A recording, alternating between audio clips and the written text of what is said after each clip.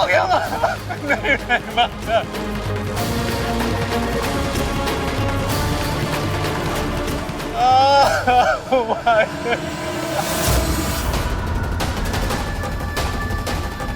नहीं नहीं माँ। नरेंद्र भाई, माँ कुछ बोल नहीं रही है। किशोरी, है ना? किशोरी,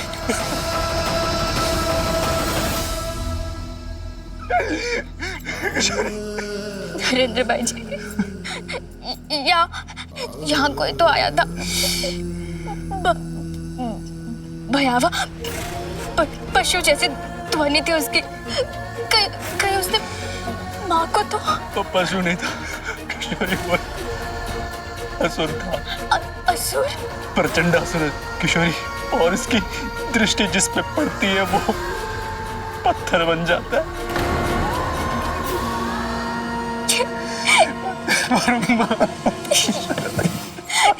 ये आप क्या कह रहे हैं नरेंद्र भाई? आपका मतलब पत्थर? किंतु मैं कैसे बच गई? इसीलिए तो नहीं कि मेरी दृष्टि नहीं है और मैं उसे देख नहीं पाई। किशोरी का कहना कहीं सत्य तो नहीं, परंतु प्रचंडासुर पर दृष्टि पड़ते ही मनुष्य पत्थर का बन जाता, तो मैं कल उसके दुर्ग में ही पत्थर का बन जाता।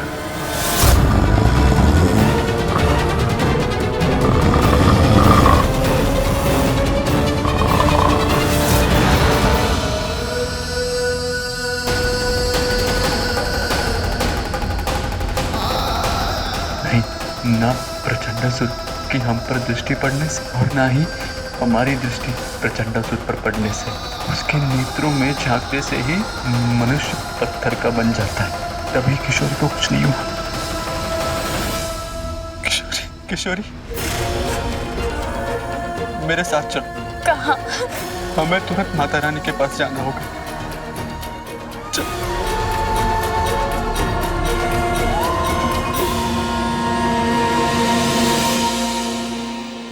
मार्ग दिखाइए माता रानी, सब नष्ट हो गया, अनर्थ हो गया, बहुत बड़ी विपदा पड़ी है, दर्शन दीजिए।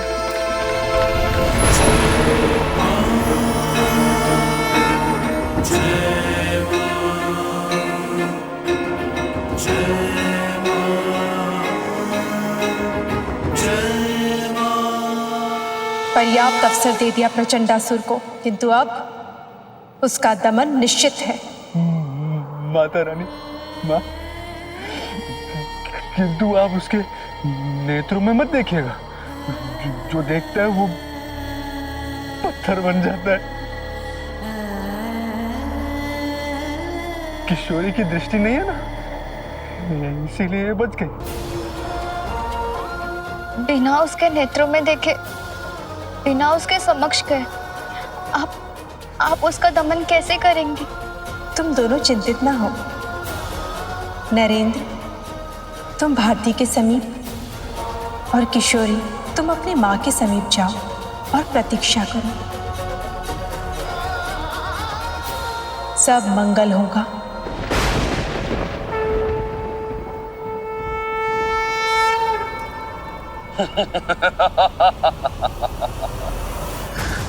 मुझसे अधिक बलवान कोई नहीं है।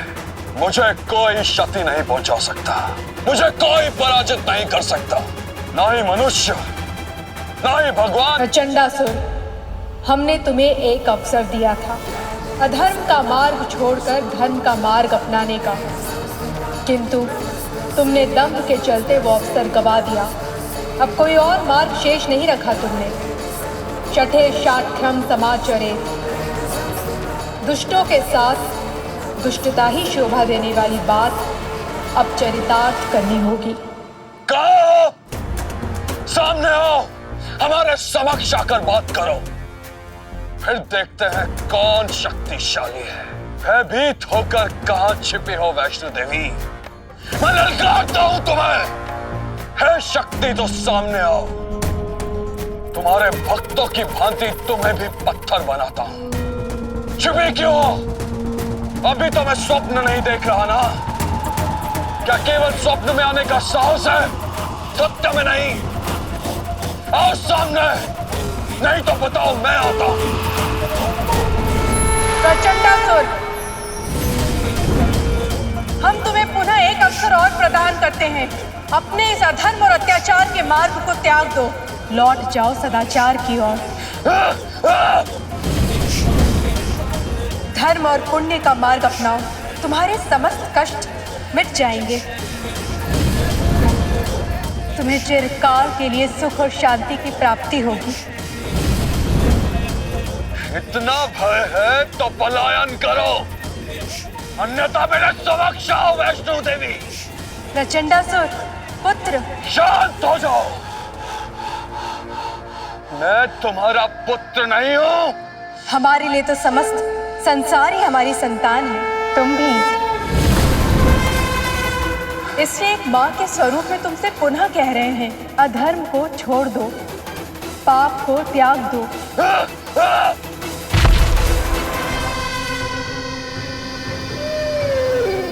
कहा था ना, ये पाप नहीं प्रतिशोध है मेरा। कोई नहीं बचेगा मुझसे, कोई नहीं रोक सकता मुझे, कोई भी नहीं।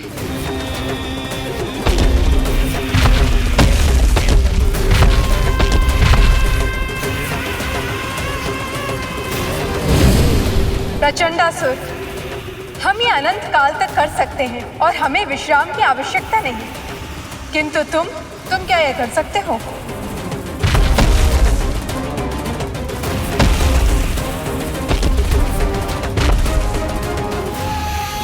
एक क्षण हमारी बात पर विचार करो प्रचंडासुर। तुम वर्षों से मनुष्यों से प्रतिशोध ले रहे हो, किंतु क्या ये प्रतिशोध लतिका को पुनः तुम्हारे समीप ला पाया?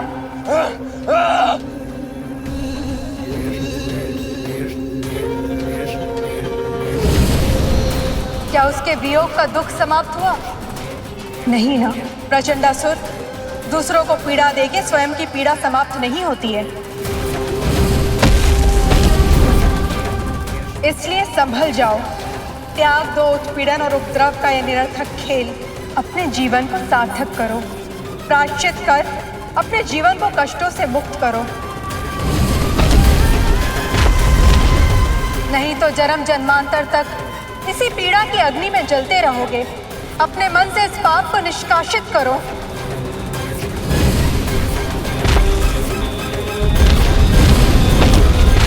मुझे भली भांति क्या था ये सब, किंतु मेरे संसार में अब कुछ शेष नहीं है। मैं अपने अंत तक इस विध्वंस के मार्ग पर अग्रसर रहूंगा, और क्या पता आज ही मेरा अंत हो।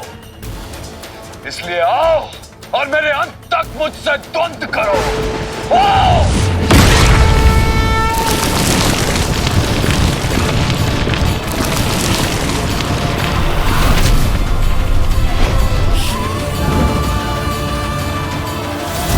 प्रचंडासुर,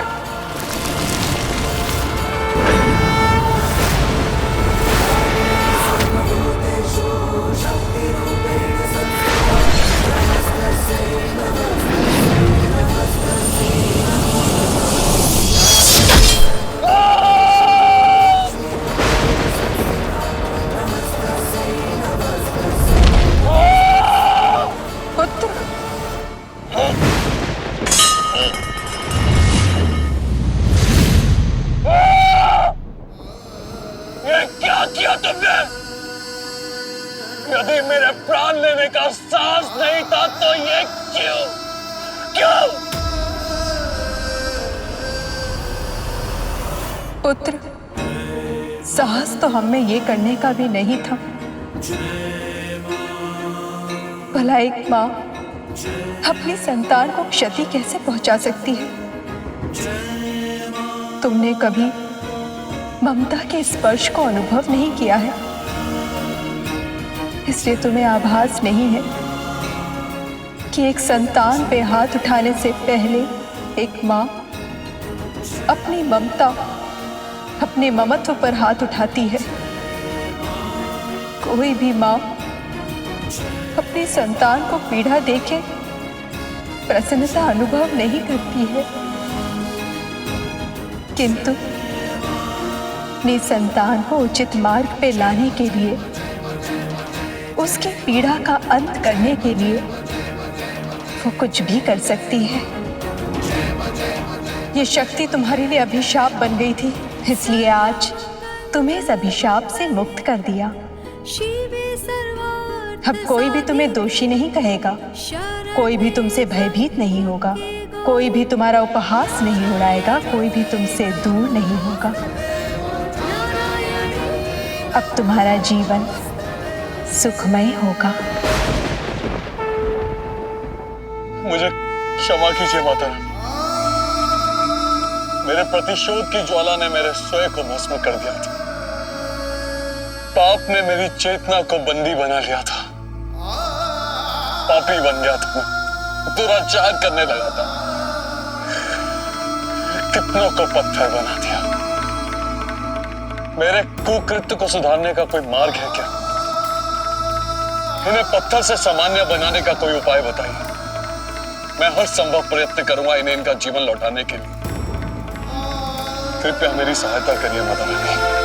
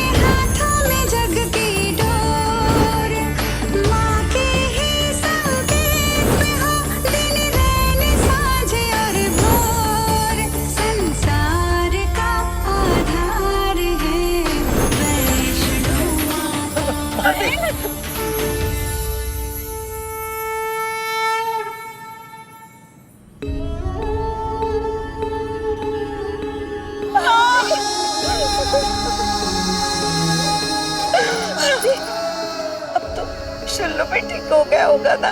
शिल्लू, प्रसाद, श्रीधर काका, सुलोचना काकी सब ठीक हो गए होंगे। बड़े भैया, दीदी, यमुना काकी और मंगू काका सब ठीक हो गए होंगे। जय माता रानी।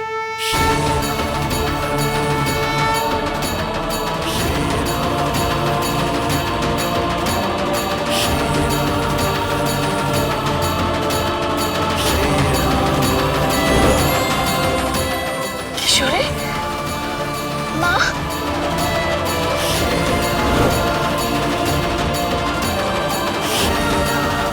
किशोरी, किशोरी,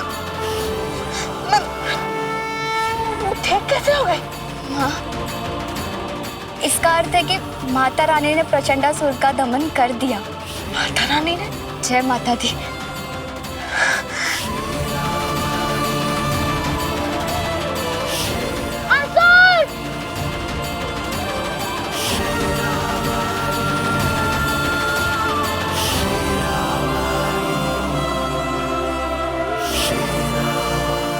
भयभीत होने की आवश्यकता नहीं है। अब प्रचंड किसी को भी कोई क्षति हानि नहीं पहुंचाएगा।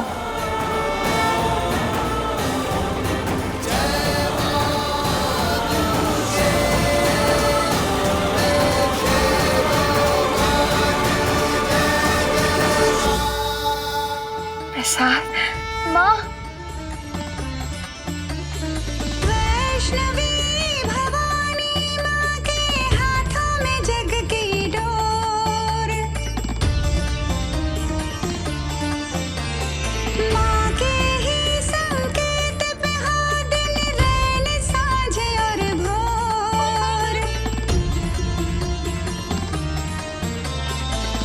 मैं इस योग्य तो नहीं हूँ माता रानी, परंतु अब जब सब ठीक हो गया तो इसका अर्थ है लतिका भी।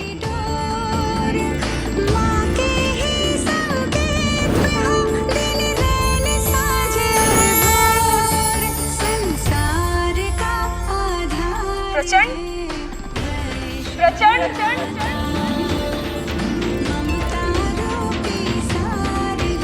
जाओ प्रचंड, वो तुम्हारी प्रतीक्षा कर रही है।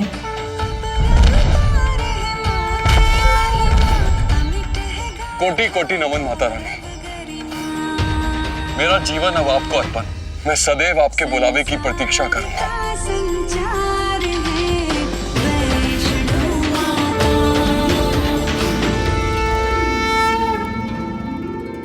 माता रानी की जय।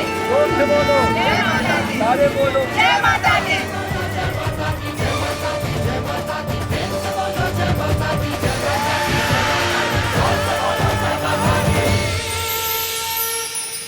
मिथ्या और दुराचार का मार्ग सरल होता है, सुख का भ्रम भी देता है, किंतु जब ये भ्रम टूटता है तो जीवन दुख के अथाह सागर में डूब जाता है। जीते जी मनुष्य अपने कर्मों के कारण नरक सी यातना भोगने लगता है। सत्य का मार्ग दुर्गम होता है, किंतु विजयी सत्य ही होता है। सत्य शाश्वत है, उससे उत्पन्न सुख कभी क्षणभंगुर नहीं हो सकता है। सत्य से अधिक सुंदर और कुछ भी नहीं हो सकता है। इसलिए सदैव सत्य के मार्ग पर चलना चाहिए। सत्य का साथ कभी नहीं छोड़ना चाहिए, चाहे परिस्थितियां कितनी भी विषम क्यों ना हो जाएं। माता रानी क्षमा कीजिएगा, हम आप पे ही संदेह करने लगे थे, अपनी माँ पे ही। लाली, चिंतित ना हो। कभी कभी परिस्थितियां इतनी विषम हो जाती हैं कि संबंधों में संदेह होना स्वाभाविक ही हो जाता है, चाहे वो संबंध दो प्राणियों के मध्य हो या फिर ईश्वर और भक्त के मध्य। चिंतित न हो, अपनी आस्था को अटूट बनाओ। कल्याणम मस्तु। मुझ पर कृपा, मेरी रक्षा करने के लिए आभार माता रानी। यदि आपका बुलावा आएगा तो मैं आपके दर्शन करने अवश्य आऊंगी। ये माता रानी तो सत्य में अलौकिक प्रतीत होती है। कौन है ये? पुनः पराजित कर गई वो मुझे, किंतु वैष्णो देवी, इस पराजय को मैं स्वीकार नहीं करूंगा। नहीं, जो कार्य गुरुदेव अपूर्ण छोड़ गए हैं, उस कार्य को मैं पूर्ण करूंगा। नष्ट कर दूंगा मैं तुझे, वैष्णो देवी, नष्ट कर दूंगा मैं तुझे। निकालिए हमें यहाँ से, निकालिए हमें यहाँ से बाहर, निकालिए, हमें क्षमा कर दीजिए, हमें निकाल दीजिए यहाँ से, निकालिए हमें यहाँ से, निकालिए हमें यहाँ से बाहर, निकालिए, हमें क्षमा कर दीजिए, हमें निकाल दीजिए यहाँ से, जाने दीजिए, कृपा कीजिए, हमें क्षमा कर दीजिए, जाने दीजिए, हमें क्षमा कर दीजिए, आगे से ऐसा कुछ नहीं होगा। माँ, हमें क्षमा कर दीजिए, गलती हो गई हमसे, हमें निकालिए यहाँ से बाहर।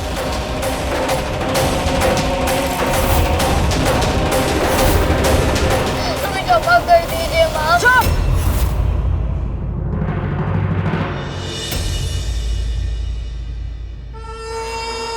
एकदम चुप। यदि एक और शब्द निकाला तो अवस्था और बुरी कर दूंगी। तेरे पिताजी के आने के बाद यहां से निकालूंगी, समझी? निकाल रही हूं। ध्यान रहे, किसी कार्य में कोई विलंब ना हो, और अगर किसी कार्य में गड़बड़ हुई तो पुनः इस पिंजरे में बंद कर दूंगी। समझ गई ना?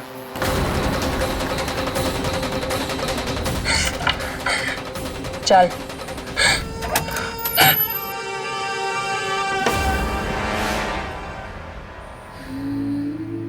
रज्जो, अब रोना बंद कर और काम पे लग जा। सबसे पहले पूरे घर में झाड़ू पोछा कर, समझी?